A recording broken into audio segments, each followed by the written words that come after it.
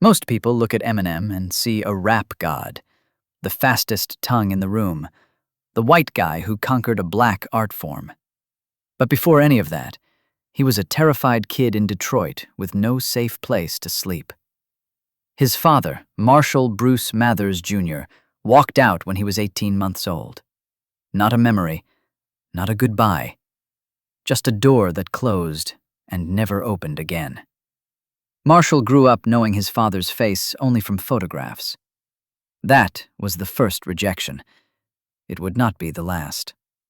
He and his mother, Debbie, moved constantly, between Missouri and Michigan, from one trailer park to another, from one school district to the next. Sometimes they stayed 6 months, sometimes less. By the time he was a teenager, Marshall had attended at least 9 different schools. He never had a best friend. He never had a bedroom that felt permanent. He learned early that anything you love can be packed into a box and left behind. And then came the bullying.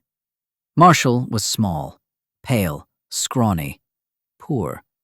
He wore clothes from thrift stores, while other kids wore new sneakers. He was quiet. He stuttered when he got nervous. In a neighborhood where weakness was hunted, he might as well have painted a target on his back. The worst of it came from a boy named D'Angelo Bailey. Bigger, older, cruel. One day in the school bathroom, Bailey beat Marshall so badly that his head slammed against the floor. Again and again. When teachers found him, he was unconscious, bleeding from his ears, his brain swelling inside his skull. Marshall spent 5 days in a coma. Doctors told his mother he might never wake up. And if he did, he might not speak right. He might not walk right. He might not remember his own name. He woke up, but something in him had changed. The world had shown him exactly what it would do to a small kid with no protection. And if that had been the only wound, maybe it would have healed.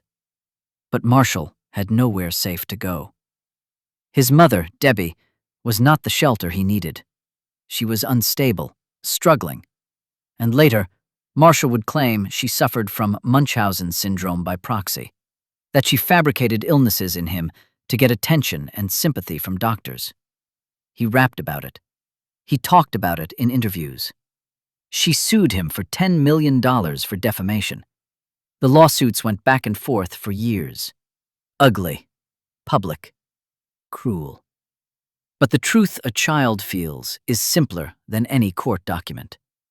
Marshall felt unwanted. He felt like a burden. He felt like the person who was supposed to protect him was another reason he had to stay guarded. He failed the 9th grade 3 times. He dropped out of high school at 17. He was working dead-end jobs, washing dishes, cooking burgers, while trying to raise a daughter he had at 23. He was broke. He was hungry. He was living in a mobile home with a leaking roof. And when he tried to rap, the world laughed at him again. Detroit hip-hop was black. It was raw. It was territorial. And here was this poor white kid from the trailer parks, stuttering, sweating, begging for the microphone. They called him a tourist, a gimmick. They told him he would never be taken seriously because of the color of his skin. He was rejected by the very world he was trying to escape into. So he was bleeding at school, bleeding at home, bleeding on stage, bleeding everywhere. And when a kid has no safe place, the mind finds its own armor. For Marshall, that armor was words. He started writing rhymes, not because he wanted to be famous, not because he had a plan, but because putting words together was the only place where he had control. In the real world, bullies chose when to hit him. His mother chose when to love him. But on the page, every word was his. Every rhyme was a small victory.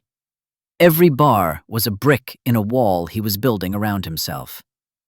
He would read the dictionary, the actual dictionary, cover to cover, because he wanted more weapons, more words, more ways to say what he was feeling.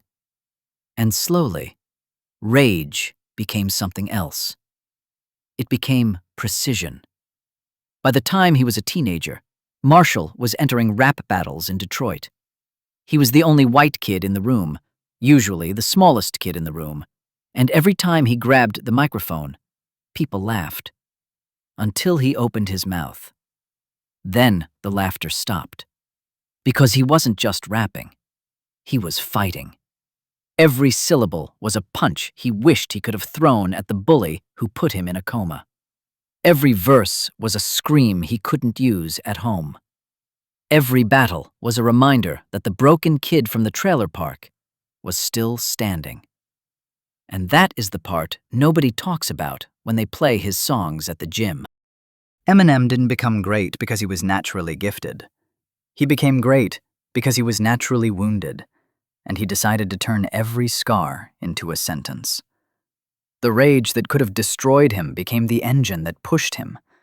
The childhood that should have broken him became the library he pulled from. Think about that. The father who left, the trailer parks, the 9 schools, the coma, the brain damage, the mother who sued him, the poverty, the hunger, the being laughed at, the being told he didn't belong in hip-hop. Any one of those things could have been the reason he quit. Instead, they became the reasons he couldn't lose. He had already survived the worst parts of his life before he ever had a record deal. Everything after that, the fame, the fights, the addiction, the overdose, the comeback, the legacy, was just the second act. So if you are carrying something right now that feels too heavy to turn into anything beautiful, remember this. Marshall Mathers was a small kid in a coma, with a mother who couldn't save him, in a city that didn't want him, in a culture that said he didn't belong. And he still found a way to make the world listen. Your pain is not a dead end. It is a language you haven't learned to speak yet. Tell me in the comments, what pain became your fuel? And if you are still learning how to turn your wounds into words, welcome to Tales by Sue. Here, we tell the stories of the broken kids who refused to stay quiet.